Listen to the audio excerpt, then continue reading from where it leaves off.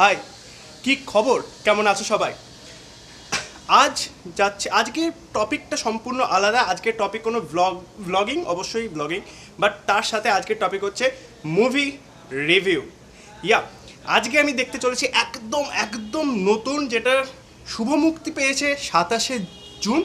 আজ 28শে জুন, আমি যাচ্ছি সেকেন্ড শোয়ে, আর তোমরা দেখছো সেই মুভি রিভিউটা 29শে জুন, অর্থাৎ ICC men's cricket world cup, T20 world কাপের ফাইনালের দিন।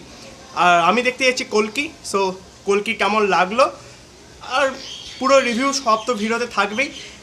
সঙ্গে আজকে তো ফাইনাল ক্রিকেটের, তোমরা কোন টিমকে সাপোর্ট করছো, ভারত নাকি সাউথ আফ্রিকা? এক্ষুনি কমেন্ট করে জানাও।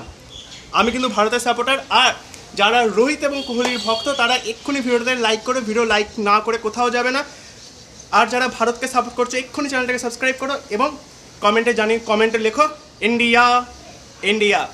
সো আপাতত যাই, কারণ প্রচুর লেট হয়ে গেছে। চলো তাড়াতাড়ি যাই, 1:20 শো, 12:20 বেজে গেছে।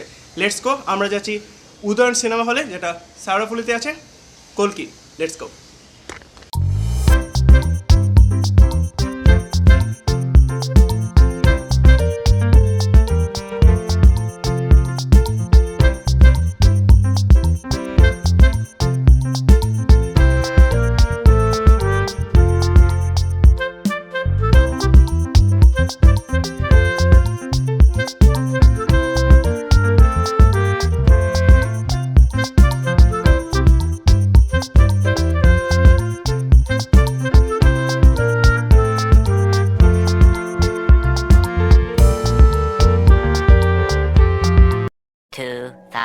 Years later.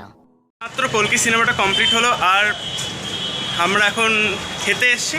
যাই হোক, আমরা ফার্স্ট হাফটা, কল্কি সিনেমার ফার্স্ট হাফটা যতটা কী বলবো, যতটা যদি 10-এ পয়েন্ট দেওয়া হয়, তা ফার্স্ট হাফে 5 থেকে বেশি পয়েন্ট পাওয়া যাবে না। কিন্তু সেকেন্ড হাফে ইন্টারভেলের পরেরটায় যদি পয়েন্ট দিতে হয়, তাহলে 10-এ আনলিমিটেড পয়েন্ট দিতে হবে, কারণ মারাত্মক সেকেন্ড হাফটা।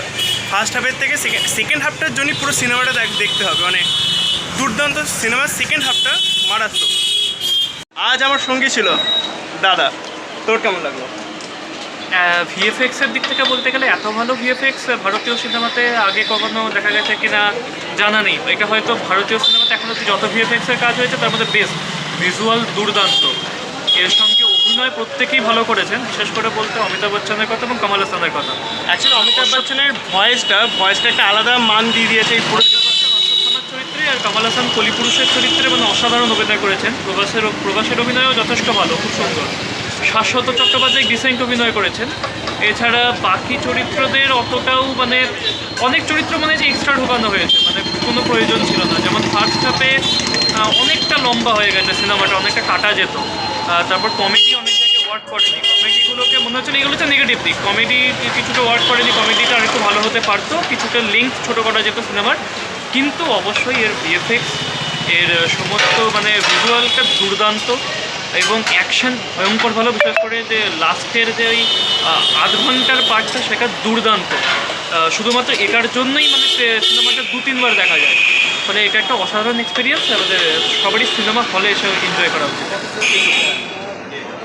সিনেমাটা বেশ ভালো, তো প্রত্যেককে একবার হলেও অন্তত এখানে এসে দেখা উচিত। দারুণ লাগবে প্রত্যেকে। আর এখানে জিটিরোর গাড়ি ঘোড়া আছে বলে একটু সমস্যা হতে পারে সাউন্ডে, একটু ম্যানেজ করে নাও। নেক্সট টাইম থেকে মাইকটা এবং পারলে সবাই 3Dতেই দেখবে, মানে একে 3Dতেই বেশি মানে আমরা 3D দেখেছি। আমি এটা বলতে ভুলে গেছি, চোখে চশমা লাগিয়ে দেখেছি। দারুণ, ব্যাপক। তো চলো, হর্ন শুনতে পাবে না, লাস্ট কথা কিছু গিয়ে আমার শেষের ক্লাইম্যাক্সটা দারুণ ছিল। সো ওই ক্লাইম্যাক্সটা আলাদাই ক্লাইম্যাক্স ছিল।